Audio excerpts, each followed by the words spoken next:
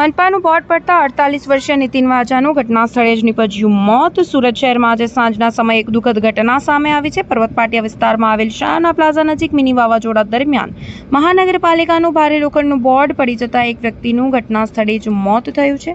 મળતી માહિતી અનુસાર મૂળ રાજકોટના રહેવાસી અને હાલ કારગિલ ચોક ખાતે આવેલી ત્રિવેણી સંગમ સોસાયટીમાં પરિવાર સાથે રહેતા 48 વર્ષીય નીતિનભાઈ જયંતિભાઈ વાજા જીવન નિર્વાહ માટે ઘૂઘરા વેચવાનું કામ કરતા હતા.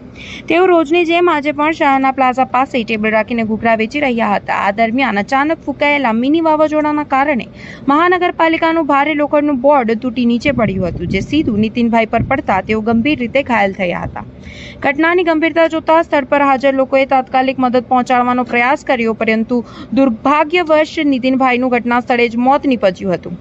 ઘટનાની જાણ થતાં પોલીસ તાત્કાલિક સ્થળ પર પહોંચી વધુ તપાસ હાથ ધરી છે. આ દુર્ઘટનાને કારણે વિસ્તારમાં શોકની લાગણી ફેલાવાઈ ગઈ છે. આ સાથે જ પ્રશાસન સામે પણ પ્રશ્નો ઊભા થયા છે.